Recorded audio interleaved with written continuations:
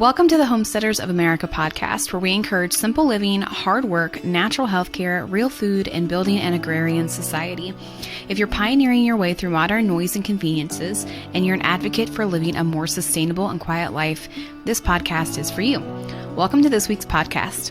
I'm your host, Amy Fuel, and I'm the founder of the Homesteaders of America organization and annual events. If you're not familiar with us, we are a resource for homesteading education and online support, and we even host a couple of in-person events each year, with our biggest annual event happening right outside the nation's capital here in Virginia every October. Check us out online at homesteadersofamerica.com. Follow us on all of our social media platforms and subscribe to our newsletter so that you can be the first to know about all things HOA. That's short for Homesteaders of America.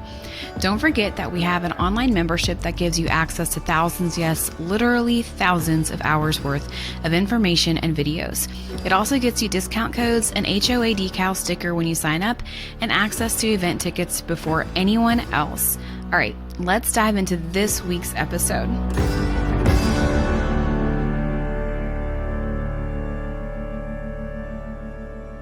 Welcome to this week's episode of the Homesteaders of America podcast. This week, we are super excited to have Delegate Freitas with us. Welcome to the podcast, Nick. Thanks for having me on. Yeah. So we are just coming off of Homesteaders of America, where Nick was one of our speakers. So if you guys came to HOA this year, Nick had one of the most popular talks at the conference. The room was packed. He had lots of questions and answer time. And I just keep hearing all about how well Nick did with everyone's questions, and they learned so much. So thank you, Nick, for all that you did for us at conference this past week. We really enjoyed having you. Oh no, thank you guys. It was a blast. I was talking to friends about it afterwards. They were asking me how it was, and so many of them been like, "I tried to get tickets, but they were sold out so quick." I was like, "Yeah, you got to jump on those." It is a rejuvenating experience. It really is, not just a very fun and informative conference, but man, it just helps restore your faith in humanity. There's just a lot of great people. So I had a blast. And once again, thank you for inviting us. Yeah. Well, I'd love to have you back next year. So we'll talk about that later. But all right, Nick, tell us a little bit about yourself so people know who you are. I'm sure most of our audience does, but assume that no one knows who you are. So tell us a little bit about yourself and we'll get into some questions. Okay. Well, I got married to my high school sweetheart shortly after graduating, went into the Army. I was in for 11 years active duty, was with the 82nd, 25th Infantry as an infantry guy. And then after 9/11, did a couple tours over in Iraq with 1st Special Forces Group. My wife and I have 3 children. We had all of them while we were in the military. Got out in 2009, and we actually moved to Virginia. And I'd always wanted to live in Virginia. I'd first visited Virginia when I was about 13, 14 years old, touring battlefields and historical sites, and just fell in love with it. And we ended up getting our 10 acres out here in Culpeper. And that's where we started getting into gardening and having chickens, and then, doing pigs occasionally and goats and a number of other things that half the time we convince ourselves are going to be for fiber or for milk or for meat, and then end up becoming pets. But we really enjoyed the experience. And then for the last 8 years, I've served in the Virginia House of Delegates, representing Culpeper, Orange, and Madison. And this year, if I go back next year, it'll actually be Culpeper, Orange, Madison, and Greene County. And one of the things I've just been very fascinated about and happy to work with organizations like Homesteaders of America, VICFA, and others is the whole concept of food freedom, of property rights, of right to farm legislation. And so that's what I was actually speaking about at the Homesteaders of America conference, was helping people to understand how to effectively advocate for the sort of policies that are quite frankly just going to make it easier for people to do what they want with their own property, to be able to raise more of their own food, and to be able to sell and share that food with others who are desperate to find something outside of the normal supply chains. Yeah, absolutely. So with that said, what are one of the questions we got after conference, which I didn't get to sit into your whole talk, so I don't know if you addressed this, but one of the things we kept getting asked was, what are some things coming up in 2024 that people need to know about in regard to food freedom, especially in Virginia, but even federally, if you know of those, want to share too, and how can people kind of find more information on that? Sure. One of the primary people to watch on the federal level is Thomas Massey, not simply because, Thomas Massey and I are both in a position where we support these things because we just believe in individual liberty and limited government. But Thomas Massey actually has a lot of personal experience doing a lot of work within the homesteader community. He's carrying the Prime Act at the federal level. He's getting some pushback from the industry, as you might expect. But he's someone that I think really supports this community, not simply because he could be considered a member of it, but on like a philosophical level, he thinks it's really important to be able to, for people to just be empowered to get their food where they want and to be able to raise their food. And so Thomas Massey is one to act, or one to watch. Prime Act is really important at the federal level. At the state level, I'm getting legislative drafted right now. So in most state legislatures, you have what's called a citizen legislature, which means you don't have a full-time state house. In fact, I think the only 3 states that have full-time state houses are Michigan, Pennsylvania, and California. Everyone else, your legislators will meet up for a certain period of time. Like in Texas, they only meet up once every 2 years. Oh, wow. In Virginia, we meet up for 60 days on even years and then 45 days on odd years. So that's kind of our typical schedule. And so what you'll see is a lot of the legislation is already being drafted right now for 2024. And so I'm looking for people, and this is where I lean on organizations like VICFA, like Homesteaders of America, where I lean on subject matter experts like Joel Salatin to say, like, okay, what should we be shooting for this next legislative session? So there's no bills that I can point to just yet that I know are going to go forward. I know we're going to be working on a couple of different things. A lot of it is just general expansion of food freedom. And so if people kind of want to know what the current laws in Virginia are, they can go to, it's called Section 3.2 in the Virginia Code section. There's a lot of organizations out there, like, for instance, again, VICFA, VDAX, which is the Virginia Department of Agriculture. They have some kind of cheat sheets on what you can do, what you can't do. And when we look at the things that you can do, my job is, how do we expand that list, right? Like, how do we add more things that people are able to grow? So I will probably have all of my legislation finished hopefully by late November, early December. And that's where I will start posting things online. So if you go to Legislative Information Services, you can check what the Virginia Code currently says, but then you can also find out the various legislators that you might want to track. You can do specific searches for bills that are going to go into the 2024 session. And that's where you want to look. Legislative Information Services. You can just Google that. It usually pops right up. And then just go in there, look at the Virginia General Assembly webpage, and you can start to look for bills. You can do those keyword searches, so you're looking for the things that you want to find. But you should start to see legislation in December, and you will definitely see it after the second week in January. Yeah. Going back to Congressman Massey, so I'm going to do a shameless plug for Rogue Food right now. For you guys that like to go conference hopping, the Rogue Food Conference is amazing.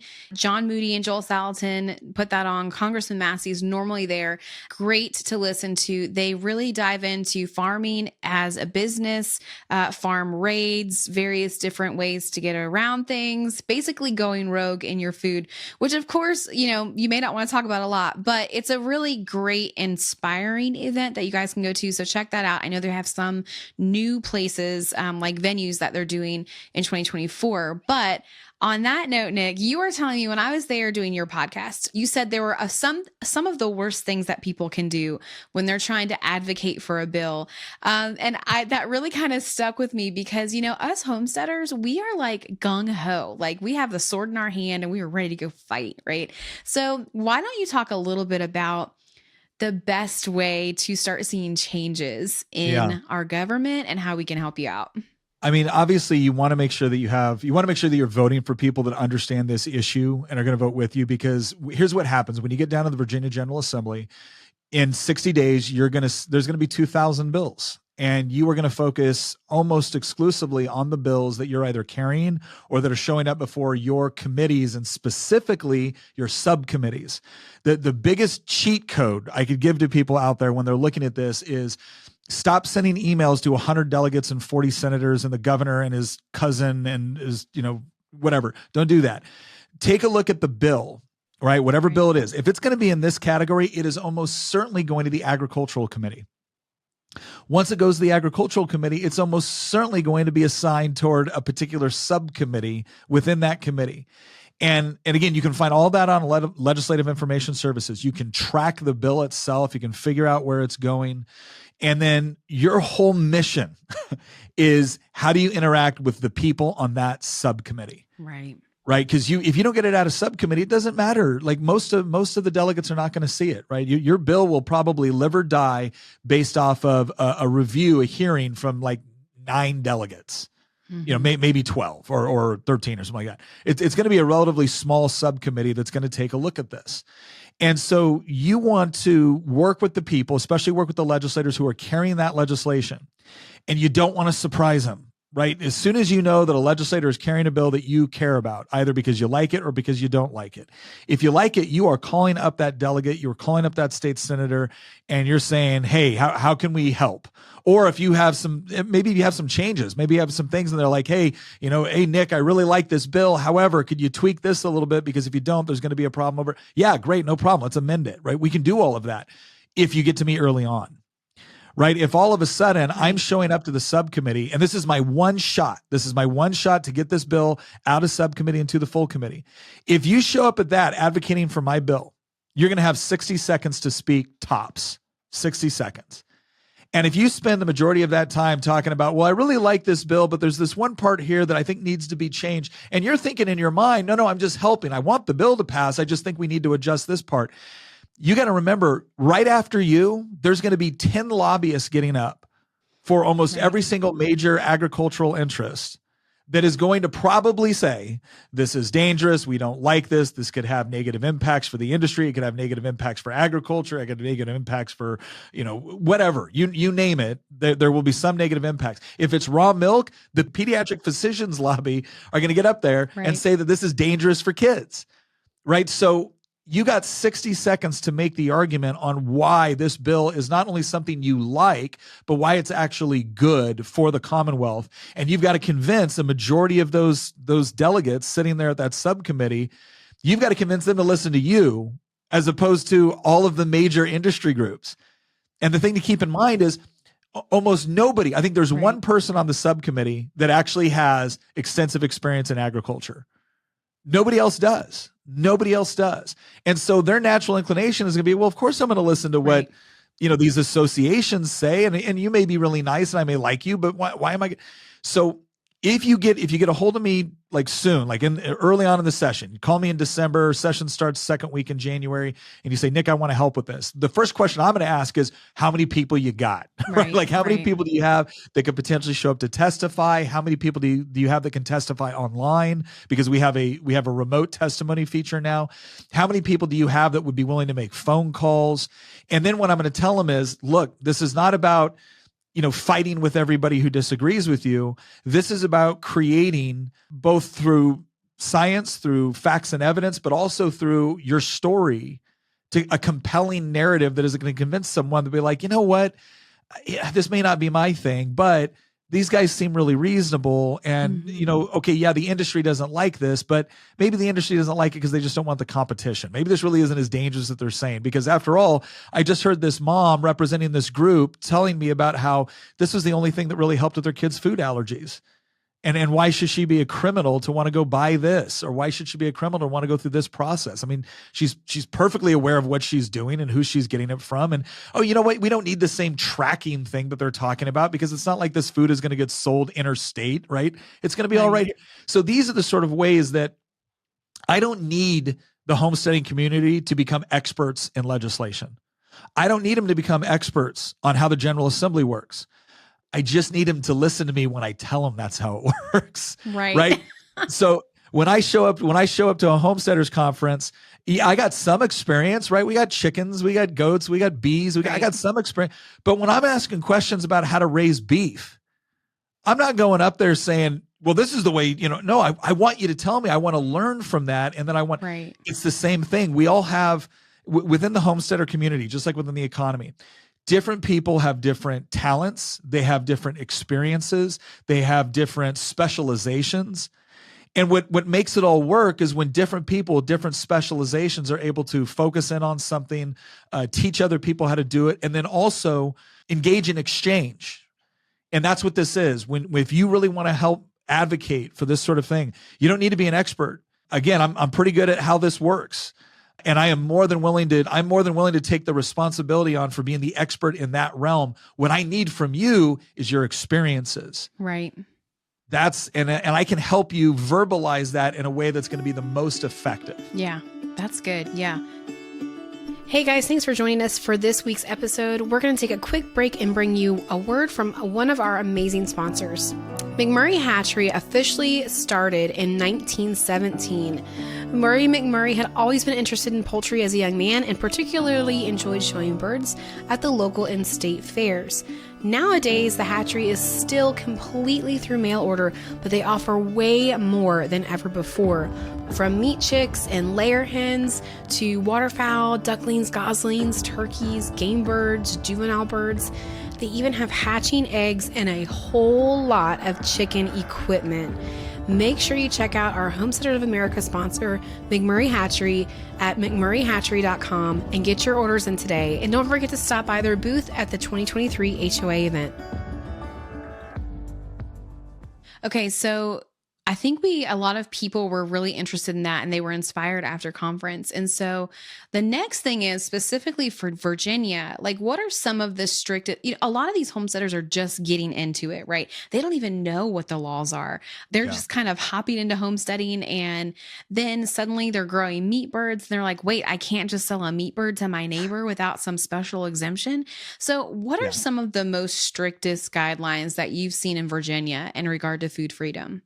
So if you go, there's an organization called Institute for Justice, and they actually have, I think, a very, very good kind of breakdown on selling homemade food in Virginia.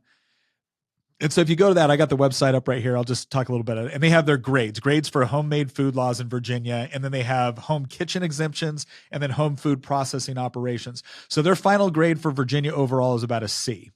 But to give you an idea on the food categories, so Virginia cottage food types, food categories, what shelf-stable foods can I sell in Virginia? There's really no restrictions. It's pretty open for the shelf-stable foods. Can I sell refrigerated baked goods in Virginia? No on the home kitchen exceptions, but yes on the home food processing operations. Can I sell meat in Virginia? No on the home kitchen exemptions. No on the home food processing operations. Right? Can I sell acidified and pickled foods in Virginia? Yes on both. Problem is that there's usually a sales cap on how much you can sell at a given time. Can I sell low acid canned goods in Virginia? No. Can I sell fermented foods in Virginia? No, for each category. So like overall, it's not very good. No. And there's a number of other restrictions with respect to sales and venue restrictions. So for instance, there's a sales cap, where I said before, like $3,000 for acidified or pickled foods, right? Where can I sell homemade food direct to consumers in Virginia? It'll say only at farmers markets and at home. You could also say that as like the ranch or the farm or whatever that you have. Can I sell homemade food to retail outlets like restaurants and grocery stores? Home kitchen exemptions, no. Home food processing operations, yes. Can I do online orders? Banned for home kitchen exemptions, but it's allowed for home food processing operations. And then you have the same similar with mail delivery, where it's banned for one and then allowed for the other. And then we kind of go throughout all of these, but I would just really encourage people, go to instituteforjustice.org. They've got a great site. And then there's another one here I'm going to look up, and that's VICFA. So that's VICFA. That's the Virginia Independent Consumers and Farmers Association. If you go on there, there's some of the most they do a lot of lobbying down in Richmond for food freedom. They're a good organization to reach out to. They can also give you some. They can probably also point you in the right direction. They're looking more on the legal side as well. We had kind of I think it's kind of an infamous example of, I believe it was an Amish gentleman that was selling food and got hit with a very heavy fine, had a lot of his food confiscated and destroyed. And so they can also kind of point you in the right direction from a legal perspective as well. If you've had an encounter with VDAX or you're trying to work your way through this process, Joel Salatin has a really heartbreaking story of how that happened to him, I think a couple decades ago, and the process they had to go through to fight with that. That's another area too, where if you find yourself doing something and all of a sudden you're getting inspected, you're getting regulated, or they're showing up, call your local delegate, call your local state senator. And one of the things I emphasize to people, because I will hear this a lot, like why is government so bad at customer service? And the thing that I usually tell people is, they're not. They're really good at customer service. The problem is you're not the customer. Right.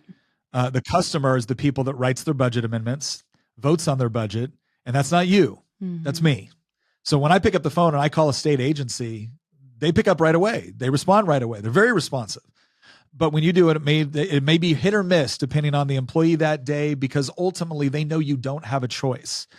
And so again, obviously follow the law, right? And we want to change a lot of these laws, follow the law. But if you find yourself in a situation where you feel like you're being intimidated or you feel like you're being pushed around, do not hesitate to call your delegate or your state senator and get us involved in that conversation. Yeah, that's really good. A lot of people don't know that. Like they're scared to take that step. A lot of people are held back from doing more on their farm because of the what if. Well, what if I'm not doing something right? Or what if I am and it doesn't matter and they still come and raid me because they don't like what I'm doing? And so that's another important reason for people to get out there and vote. There's this mindset in the homesteading community of, it doesn't matter who I vote for, it's not going to change. Well, at least you can say you tried, because one day you might have to call on that delegate. One day you might have to call on that senator, and you want to make sure that they're in your corner. And so it's extremely important to be involved in politics.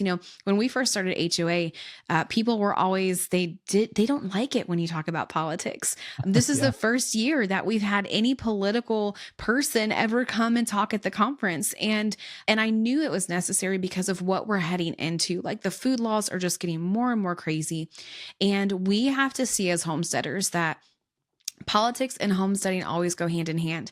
It doesn't mean you're going to like the politics, but it does mean you have to be involved in them, because your livelihood of homesteading and farming depend on it. Like if you weren't homesteading and farming, you didn't care about gun laws, you didn't care about any of that rural living type thing that people consider just rural America, then I could see maybe you wouldn't care. But this is freedom. This literally is food freedom. Like why can't you be in control of what you want? I think Nick and I talked about this when I was at his place.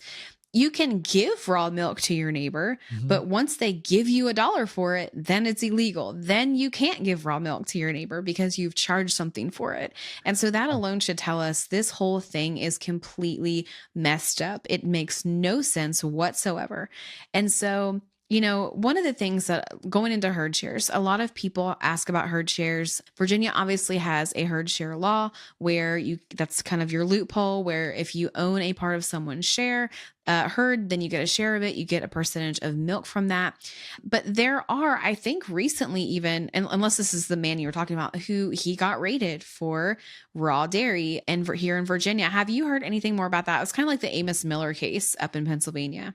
I'll have to look into that. I haven't heard that. The one I heard about, I think it was meat sales. Okay. I don't think it was raw dairy, but I'll definitely check into it. Yeah. And this goes back to when people come and testify. We had somebody once testify, was carrying a raw milk bill and was going through a very long amendment process, and things were getting confusing. And he got up there and testified, and the way he testified, it could have been interpreted that he was admitting to doing something illegal. And you don't want to do that. Yeah.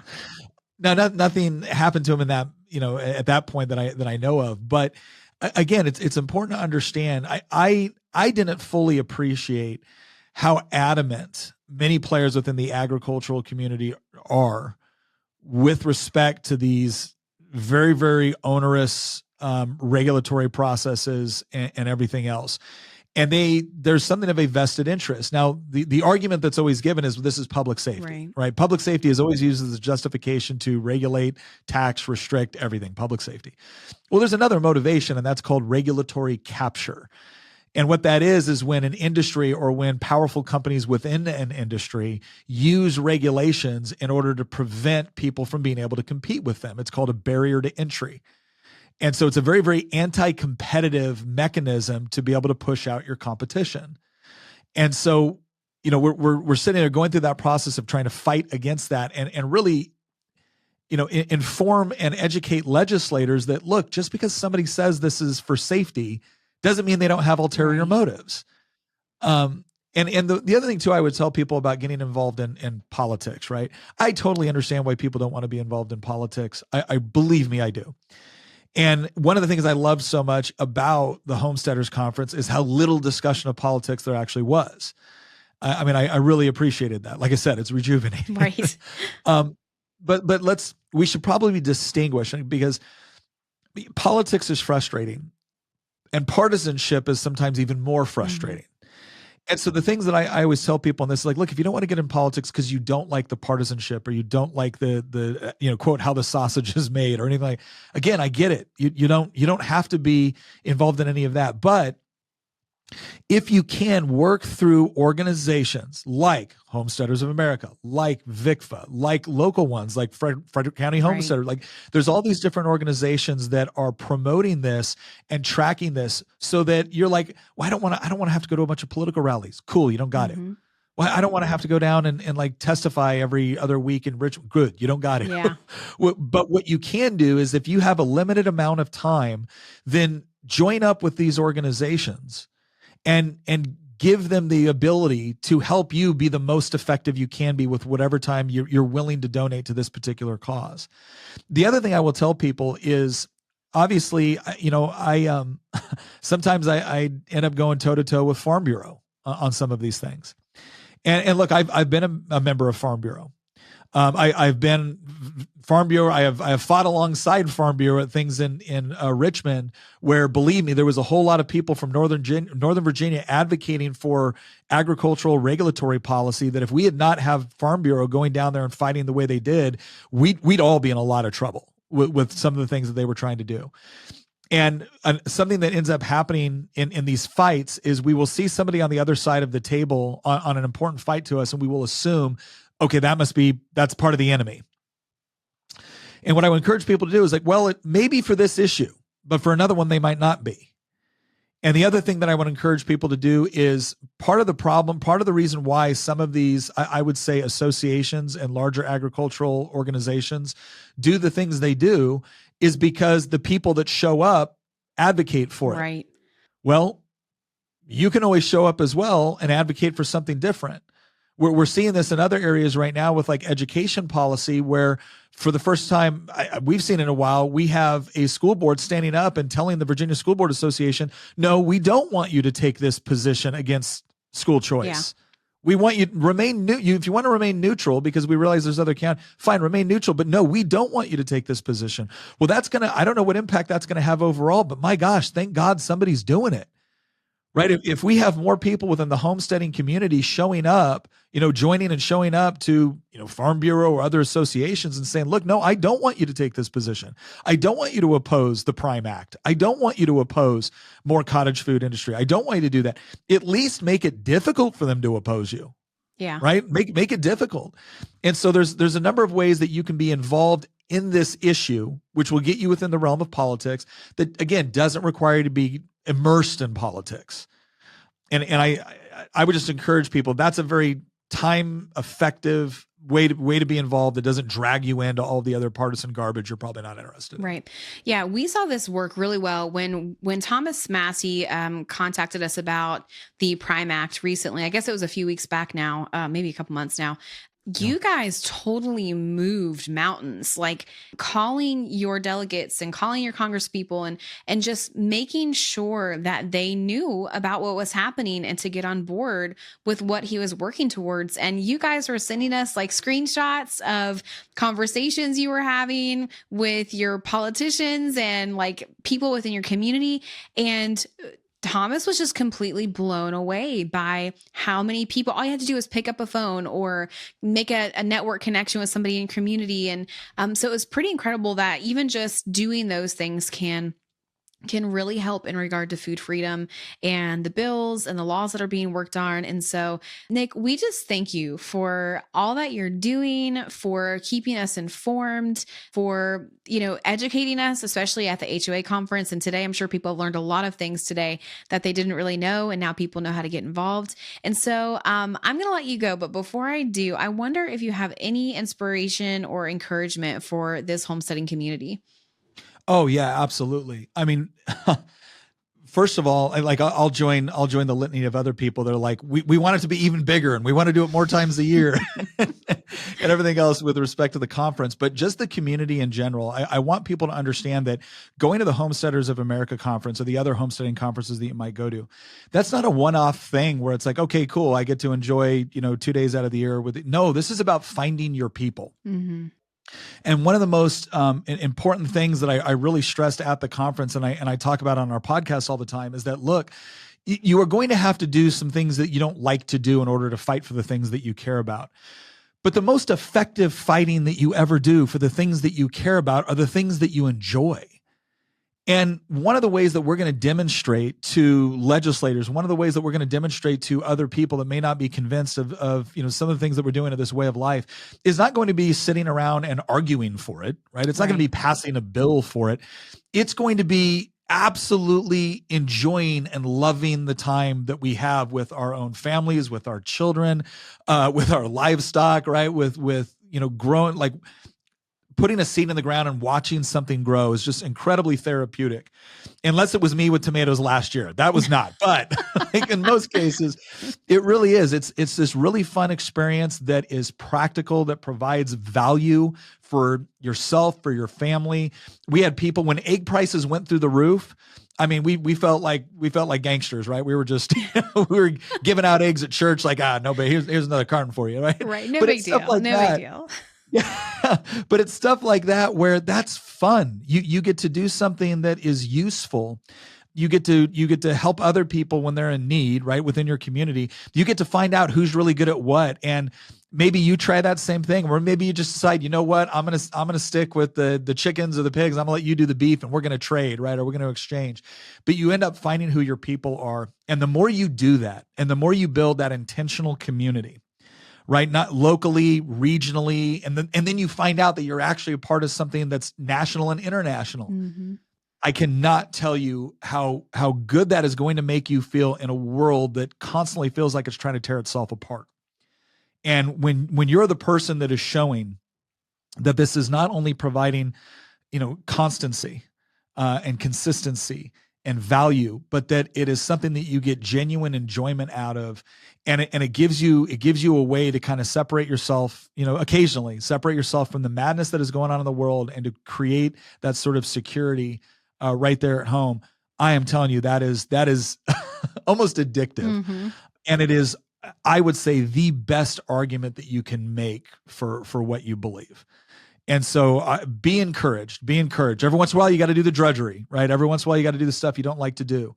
But the best argument you're going to make is doing all the things that you love to do with your family, and everyone looking around and saying, man, what is different about that? Yeah. Yeah. That's one of the things we try to stress here at HOA is homesteading isn't just gardening. It's not just livestock. It's literally bringing it all back home the way it should be. Homeschooling, homesteading, home birthing, all of those things, and just being home-centered. And so, Nick, thank you again for joining us this week. You guys check out the show notes in the description of this podcast, or the video, or online, wherever you're checking this out.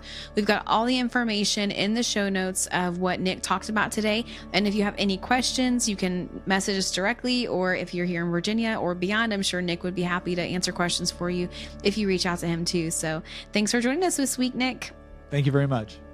Hey, thanks for taking the time to listen to this week's Homesteaders of America episode. We really enjoyed having you here.